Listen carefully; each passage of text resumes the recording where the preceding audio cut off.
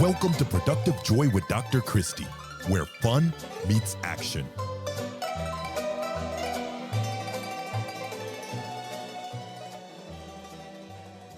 Hi, friends. Welcome to Productive Joy. Today is another fabulous opportunity to learn from an expert. And that expert with us today is Dr. Lindsay Frey. Before I talk about Lindsay, and I'm super excited about all the things she's going to share, I just want to remind you that if you're not already subscribing to Productive Joy, today's your day.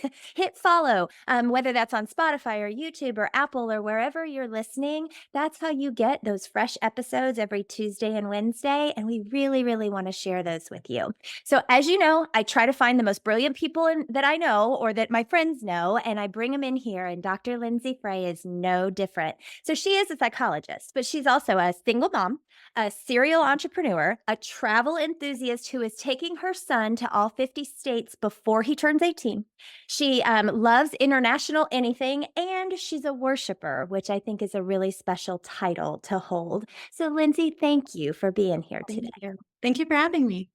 Are you ready to have some fun? Yes, let's do it. it. Okay. So I know that this is your first podcast ever, and we are going to make that as safe as possible for you. But the reality is people are finicky, and they're only going to listen if you say something right away that makes them super excited. So why don't you tell us something about you or something about what you do that's going to make people excited? Yes. Well, I think something that I think is different about me is I think resilient productivity is huge to me. I feel like every day is an opportunity to be incredibly productive and bringing in joy. So I would say I love your podcast title. Now, something that spoke to me when I first saw it to begin with, because that's how I feel like I operate. Because I get a lot of things done, but I keep a positive mindset. And I'm constantly trying to teach and coach and train other people that I'm around how to do the exact same thing. Oh, So what a that's gift. important to me. What a gift you're giving to everybody who knows you. So you Mhm. are a doctor of psychology. Yeah. You help people specifically with what? Fill in the blank. Tell us a little bit Mhm. more about what you do. Yeah, so I have a couple specialties. So one of my specialties is cognitive behavioral therapy. So I help people understand how their thoughts impact their feelings, which impact their actions or behaviors. And then I teach them how we can reshape and shift those thoughts to have better and happier and more productive feelings and actions as well. So I provide coping skills for those. And then I just really help them to learn how to do that on their own. I actually don't want people to be dependent on therapy. I would rather them build and learn the skills to be able to do that in their life and become really confident in doing so. I also specialize working with children and adolescents. I absolutely love working, especially with adolescents. I think it's a really hard time in life, and I want to be able to help navigate and guide them into ways to problem solve better and to really look at their future, look past the immediate challenges and look towards the future. I do a lot of work bringing parents and adolescents and kids together. So I like to be an advocate for them as well. And then finally, I do a lot of psychological evaluations, which could be diagnostic. So helping people understand a different diagnosis in order to help guide treatment, because I feel like for a proper evaluation, it gives you a really good, clear roadmap into the direction you need to do to help yourself feel better. So I do those in a lot of different ways. I also work for the Zephyr Hills Police Department. I do their incoming officer police evaluations too. So it's really neat to be able to partner with law enforcement to try to put the best people out there. So I'm really passionate about that. And it's something that I care a lot about in helping the community. Wait, I want to hear more about that. So Zephyr Hills Police Department, before somebody becomes a member of that police Yes. department, you give them an evaluation. Is that what you're saying? Yes. Yep. So I interview them and then I provide two different tests. I provide a psychological test and then a personality assessment as well. And so I meet with them to really see the whole person and see if there's anything that could impact their ability to do well in the job or to do well even interacting with the community. And then I provide recommendations on if I think they should move forward in the process or whether they should not move forward in the process. I am so glad that exists because I don't. Yes, absolutely. I need. I take it very seriously. Yeah, I need those people to be pretty sound-minded and stable, which is great. So how did you get into all of this? Did you just by birth know that you wanted to help people, or what Yeah. path took you here? That's a really good question. It's actually something I talk about very openly in therapy. I use it to motivate the teams that I work with and the families. And I also use it to try to help them understand um, how I can be so connected with the things that they're going through. So we don't use a lot of personal disclosure in therapy unless it's necessary or needed, or connect with somebody in a certain way. But I found it's been helpful to share just bits and pieces of my story with some of my adolescents that are struggling, especially when they don't think anybody understands them. Mm. But for me, I was a teen who had to deal with bereavement. I had 4 friends die in car accidents or random incidents between the ages of 13 and 16. Oh my And so goodness. for me, it hit really hard as an adolescent. And therapy was not what it is today. So there weren't a lot of people going to therapy except for very significant or severe issues. So it wasn't common. It wasn't something that I did, but I did discover an intro to psychology course my junior year. And that helped to normalize what I was going through as an adolescent. I have wonderful parents, but they did not understand at all. They had never dealt with depression or bereavement or anything like that. I didn't even have a word for depression until I read it. So I know it Mm. sounds really different today, but I didn't have a word for that. I didn't have a word for bereavement. So to find that what I was experiencing was normal and it really was hard was very helpful. And so I kind of helped myself out of depression completely on my own. But then at that point, I vowed to be somebody that would sit across from other adolescents and go, I hear you.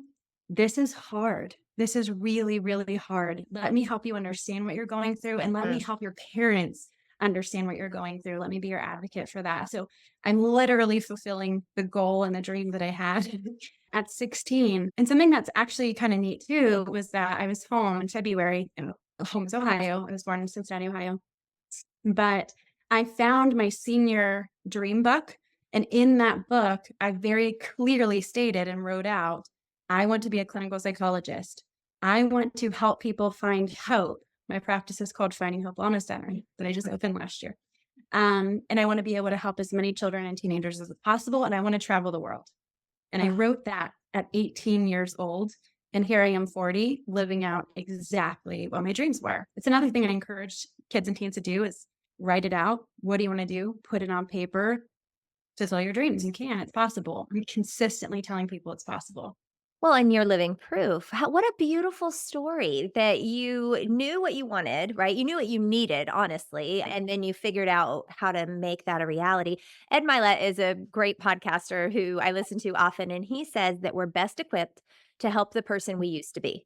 And it Yeah. sounds like that is 100% what you've created is this safe space for teens who are going through something, and Lord knows they're all going through something, but being given permission to say it's hard. And I think there are an awful lot of adults out there, myself included, who were not taught that you could say out loud, this is hard. It was more suck it up. You're fine, right? Like just brush it off. I'm a little older than you. At 47, I did not, therapy was never discussed, but I had a really interesting childhood that probably could have used some support in just all things how I was raised and taught. Wonderful parents, same thing, just different, right? Mhm. So thank you for choosing to help people and for choosing to live out your mission. It's very clear to me that that's exactly what you're doing. That's exciting.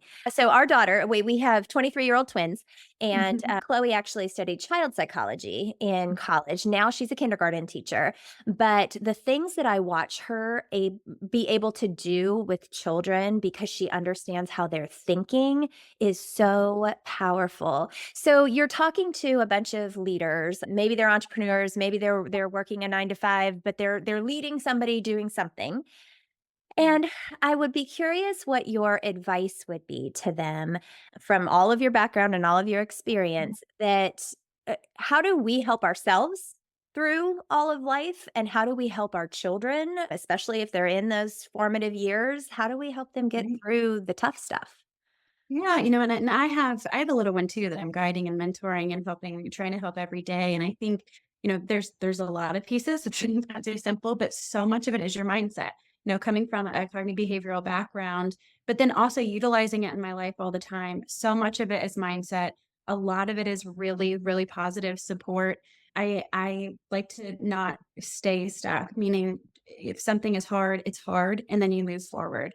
You acknowledge that it's hard. You might get support for it while it's hard, but then I think a lot of people are equipped for the skills and abilities to be able to help themselves, but we do get stuck. We get into a rut, we get into bad habits and patterns, or we don't have the right support around us. And so I think that is really incredibly important to have people that understand you, that know you, that can even speak to your strengths and abilities when you can't see them.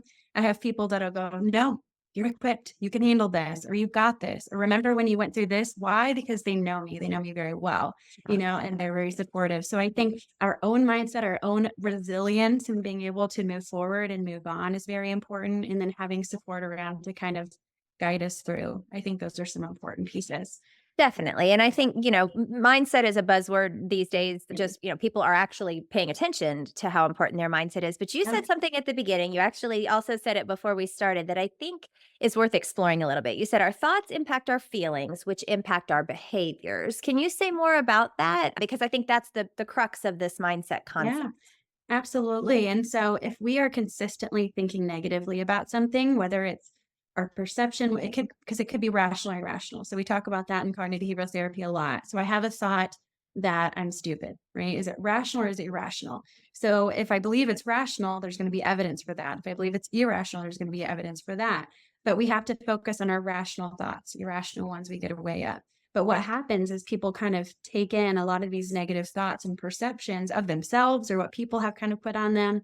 And that turns into a negative feeling about themselves or the world or their future. And then that impacts their ability to move or not move or behave in a certain way. So if I say to myself every day when I wake up, I'm ugly, then I'm going to feel bad about myself. I'm going to lose confidence. And then maybe I start isolating. And then I start telling myself I have no support, but it's not because I don't have support, it's because I'm isolating. And so when I'm talking to someone, I try to go back and go, okay, so what are your thoughts on that? So whenever they're telling me about their feeling, I ask about their thought. They go, no, but I'm feeling bad. Yes. But what are you thinking? What are you even thinking about to make yourself feel bad? So it's really trying to go back and say what in there has gotten either stuck or is maybe implanted in an incorrect way that's causing you to feel that way. Because so much that I find it comes from our own irrational thoughts about ourselves, or our own negative thoughts or beliefs or perceptions about ourselves or about the world. And then we inhabit that and then we behave accordingly. And Mm, so we might have ideas and goals and visions, but we tell ourselves, I can't do it. Why? Because we have a core belief that I'm not capable of doing it. And core beliefs form over time from a lot of negative thoughts and perceptions. And so once you have that belief system, everything operates from that. If I believe I can't do it, I'm not going to try to do it. right. But if I believe I can, I will. And I might make mistakes or I might find a new path along the way. But I need to, at the core, be able to believe that I can do it. I do have the skills, abilities. I am equipped. That's what will help you move forward. I read some research that there's a very strong link in self-esteem and an ability to achieve your goals. So Mm, self-esteem is coming from your ideas and thoughts about who you are, your identity and your capabilities that allow you to reach those goals. Not necessarily all the resources you're given to reach your goals, but that core issue of how I think about myself and how I feel and how I know myself. That alone can help you reach more of your goals. Oh, that makes all the sense in the world. And I recently read a book called Worthy by Jamie Kern Lima. I don't know if you've heard of that one. She's the Yeah. one that became a billionaire, like sold her makeup company for $1 billion, but still Wow. struggled with self worth. The difference Mhm. between self confidence and self worth. And that's what I hear when you say self esteem is, do I believe that this is even possible? Do I believe that I am worthy of this good thing? Or am I constantly telling myself, no, actually, I can't? And I Mhm. think as humans, and I don't want to stereotype, but often as women, we also just kind of minimize what we're capable of Mhm. because maybe we were told that, maybe we just thought that. But I know you don't Mhm. have a magic wand. As much as Yeah. I've asked for one, nobody's given me one yet. But what exercise, what, activity are you able to do with people that help them get out of that stuck? Like, I had this mental picture when you said that somebody gets something Yeah. stuck in their mind of this rock, right? Like, this thing Yeah. that's stuck in your head that's festering. How Mhm. do I get rid of that?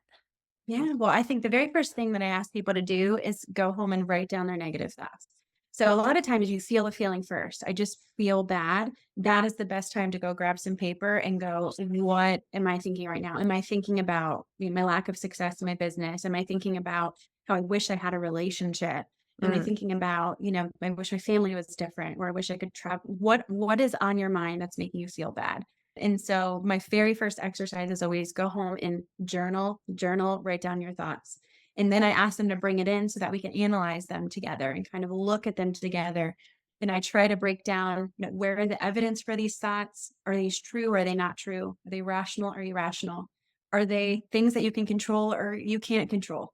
A lot of times we get stuck on things that we can't control. I wish this were different, but it's not different. So you have to step outside and go, but what can I control in my life? I just did that with a client this morning where, they had a medical diagnosis that they're not happy with, but it's been a year and they're struggling in all areas of their life because of this medical diagnosis.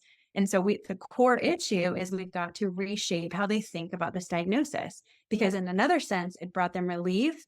It brought them a roadmap and brought them lots of positive changes that they've been able to make in their life, but they don't like to have to do those things. Right. So we talked about just the difference of saying I have to versus I am getting to do this for my body in order to make it feel well. Those little tiny mindset shifts can make such a difference in the way that you operate every day. And so the first thing is, I'm a big fan of journaling. Also, even like meditation. So sitting there, if you feel stuck, and taking 10 minutes to do either a guided or an unguided meditation where you're allowing your thoughts to kind of come to fruition. Because a lot of times we push it down in order to do what we have to in front of us. So kind of allowing them to come, because you have to be aware of them before you can change them. Yeah. So I can't just tell someone to think positive. That's too generic. It's not specific enough for what they're going through. I have to first discover what it is, that they're struggling with. So we call those automatic thoughts, the ones that just kind of pop up. But those are the ones we notice the most. They happen often throughout the day. I read something that said we might have 1 million thoughts per day. Wow. Based on some research, it's a lot. So again, if there are a lot of them are negative, you can see how some people kind of, start to feel kind of badly about themselves or their life. And so we have to be aware of them first, but they do come from that core belief. So first I'm assessing automatic, and then I'm going down to consistent thoughts that I'm hearing over and over, and we're tying them to some kind of belief system that was either developed over time, or maybe it was something they heard a lot in their childhood, maybe from family or friends or even parents, different things like that, messages they received. And then we try to undo the core of that. Oh, Dr. Frey, I think I could spend days with you and learn a whole heck of a lot about myself and about, I'm just hearing things and going, oh yeah, I do that. And yep, that makes sense. And I also think we all see it in others, maybe, right? Like sometimes it's Right. easier to see it in others and say, oh, this person would really benefit. So lots of people are going to want to find you. And I know that you have a bit of a waiting list to get to you. But before we talk about how to find you, Yeah. I want you to describe for me, this is a question I love to ask because I get so many different answers. Could you describe productive joy to me? hmm Yeah. Productive joy to me means operating every day. I think so I'm a very strong Christian as well. And so I know that I'm on the path that God chose for me. And so when I know that already to begin with, that I'm on the right path and I'm on the right track, it allows me to just kind of freely operate in that space, because I do believe I'm operating within the mission I was given. But I want to do that with a happy heart because it is something that is a blessing. I do feel blessed by being given the opportunity to do what I thought I should be doing 16, 18 forward. It to me, it is an opportunity. So if I have a hard day, for me, it's going back and just remembering the gift, remembering that I'm exactly where I'm supposed to be in a path I'm supposed to be in. And so it is that constant reminder. I think that's been really important to me. I also, I have a lot of things around me I'm positive affirmation oriented. So things on my desk, like I can and I will. Love it. Like she believed she could. So I've got a lot of positivity around me consistently going, nope, you're okay. You're doing it. It's good. You're doing exactly what you want to do. I also just created a culture here that is very positive, very supportive, and very encouraging. So every single person in here, kind of has that same kind of bent. So if someone's having a hard day, we're encouraging each other that, okay, let's keep going. So for me, it's operating within that space that God has given me and doing it joyfully, because that's going to help me and that will help others as well. If I'm not operating out of a joyful spirit, they're going to feel it, meaning the clients that or the people that I'm working around are going to feel it. So it's important for me to stay there. Yeah. Mm. Well, and yes. So what I heard is joy is a choice. Yeah. But also, if you want to have productive joy, you have to choose to focus on the good, whether it's that you're surrounding your visual Yeah. field with affirmations, or Mhm. you are putting the right positive people in your space, or Yeah. you are just choosing to see the good. We're going to see what we look for. Mhm. I've talked about this before on the podcast, but if you're looking for yellow cars on the road, then you are Mhm. going to see yellow cars on the road. If you Yeah. shift and want to look for blue cars, all of a sudden every other Mhm. car is blue.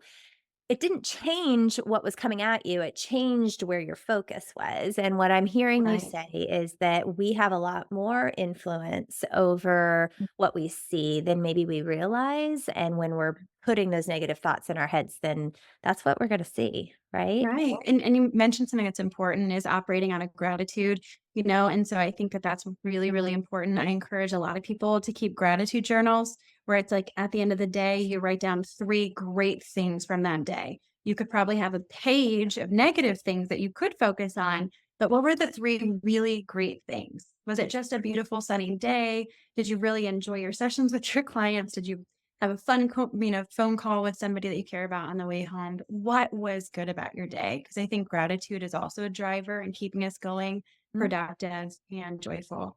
Oh, I just love it. I love it. So you Mhm. said that you're in Land O'Lakes. That is in Florida. How might somebody find you? Like, what's the Mhm. best way to end up in this practice full of hope? Yes, yes, yes. And finding hope. And just a correction, so I was Oh, solo you practice and I were over moved there. Sorry. yes, and I moved to Lutz. So we're near Grace Family Church or St. Joe's Hospital on Van Dyke. Oh, yeah, yeah. That's where Finding Hope Wellness Center is. And so I also say like after the veterans or between there and Dale Mabry. But we have a website that's really great because it has all of our services listed on there. It has myself and my other therapists as well. It also gives you a little bit more information about what we do and what we specialize in, and then who we are as a practice. And I do say as a practice because I think our culture is really important. And I've had clients say that when they come in, they feel comfortable.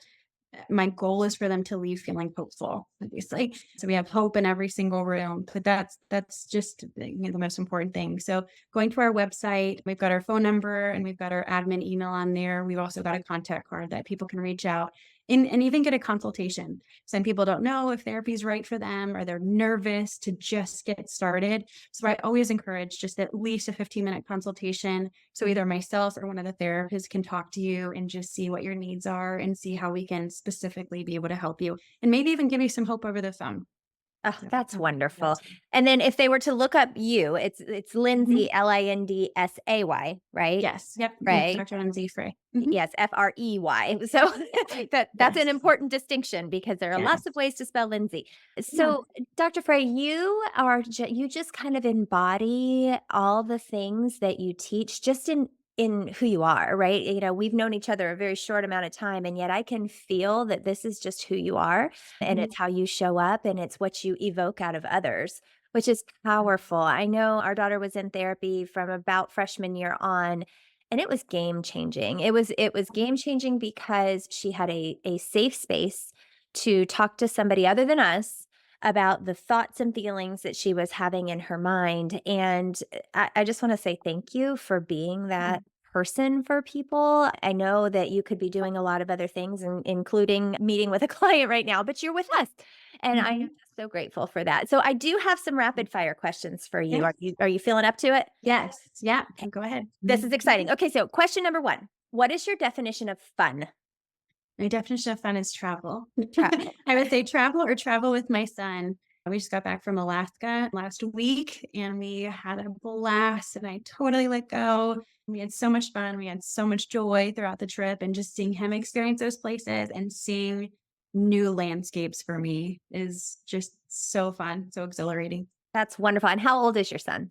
He's 11. 11. So he is So at that yes. age where all the things are still exciting and new, but he'll Mhm. remember them. Oh, So Yes. my sweet son has wanted to go to Alaska since he was 5. He's now 23 and we haven't taken him yet, and that is bad on us. One of these days we are going to make it there, I promise. Yes. But we are actually getting ready to go to Idaho, Wyoming, Utah, and Montana. I That's think. gonna be amazing. That will be an incredible I trip. I know. We're love going out west. So beautiful. genuinely excited about that. Mhm. Okay. Second question. How do you know that you are showing up as your authentic self? Yeah, I think I would say more than anything, it's a feeling that I have. I know when I'm not my authentic self. I would say more so than that feeling because I feel like that's where I should be operating in 90% of my life. But when I'm not authentic, I think I can feel it more so than anything else. I think if it's being in a space or place that isn't authentic to me or acting in a way that's not authentic to me, which we're human, we're going to have those moments and those times. But I can definitely feel more when I'm not than when I am, if that makes sense, because I believe I do operate most of my life within who I am, or who I am made to be. But sometimes we have to step out of it. I might have to be confrontational when I don't like being confrontational, or I have to, do something I wouldn't necessarily like to do, but I have to do in order to move something forward in my life. So yeah, I don't know if that helps a lot No, because it's a it is great kind of where question I or a feel. great answer. And I would say that you don't become inauthentic when you have to step into the confrontation role, for Yeah. example, because you're still Mhm. going to show up as you. But what I heard is that when you're comfortable, you know that you're being Yeah. your authentic self. And when you're Yeah, you're comfortable. uncomfortable, you're not. I Yeah. totally agree. Okay. So, Yeah. how do you channel your best self on your worst days? Yeah, that's a really, really good question because I've had a lot of hard days, especially this year, opening a new business with multiple people. It has been a challenge, of course, because I'm the one that's operating and navigating it. And yet, like I told you before, I need to show up and I don't show up perfectly all the time. Again, I'm authentic with them when it's hard or when it's good or when I'm excited, but I do kind of need to keep, myself going in order to get the team going too. And so for me, like, how I start my day is very, very important. So I have my devotional here next to me that I like to read in the mornings. If I have some quiet time, I do that. For me, showing up to like doing a Bible study in the morning, having a nice conversation, checking in with my team. And so I think if it's hard, I keep doing those things anyways. I maintain the things that I do when it's good, and I maintain the things that I do when it's hard. I find that already start getting stuck when I forego some of the things that are helpful and healthy for me to operate and maintain my life every day. I go, oh, okay, this hard thing is still hard, but I need to get out and take a walk. I need to connect with someone. Have I been reading the Bible this week? And so I kind of go back to those things instead of just immediately fixing the problem because I know those will help me in order to get through those hard days. So I think keeping those habits that are really positive and helpful are really, really important to not forego those because that's a tendency I think that people have is to throw them off and then they get completely thrown off by the hard and by not being, where they typically are each day. Yeah, we have to pour in the good stuff if that's what we wanna get Yeah. out. Mhm. Absolutely. Absolutely. Okay, Yeah. so last question, and this is gonna be a tough one because you said some Yeah. brilliant things. So people have a pretty short attention span, and they really Mhm. typically can only remember one major thing from the Yeah. last 30 minutes. So if people only Yeah. remember one thing that you said, what would be the Yeah. one thing that you wanna leave people with? Yeah, I think find out who you are, find out what you wanna do, and then keep focused on it, keep focused on it. I think more than anything that discovering your identity, discovering your strengths, even even being aware of your thoughts in order to do so, what's holding you back versus what's moving you forward. I think more than anything, that's what I would want people to get from it, is that we do have the skills and abilities to operate very strongly ourselves. I see therapy as a guide and almost like a mentorship process to be able to help people on that path, but I want to empower people more than anything to get on the track that they want to be on, change it as necessary, and then keep moving forward, even if there's a roadblock in front of them. So I would say a lot of that is something we can do, but at the same time, if you need help assistance, come to therapy. We can help guide you, get you on that path, and try to help you stay there. People are so lucky to have you. We are so lucky to have had you. Thank you for choosing to give us a masterclass in all things mindset, but also really just the hope that you've brought here. I know that that's the crux of what you want to do, and you do it very naturally. It is just it emanates out of you that you don't have to settle, you don't have to Mhm. stay stuck, you don't have to listen to the negative loop that's playing in your head. Mhm. You actually have a lot more influence over that negative loop than you think. So Yes, again, absolutely. I want to say thank you again for choosing to spend this time with us, for sharing your wisdom, for sharing your brilliance, and for choosing every single day to make a difference in this world. That is not just commendable, but it's clearly your calling and you're listening. So that's pretty great. Thank you. Thank you. I feel honored and blessed to be able to do it. I feel like it's a privilege to have this insight and this window into people's lives every day. I truly do. And I hope that they feel it.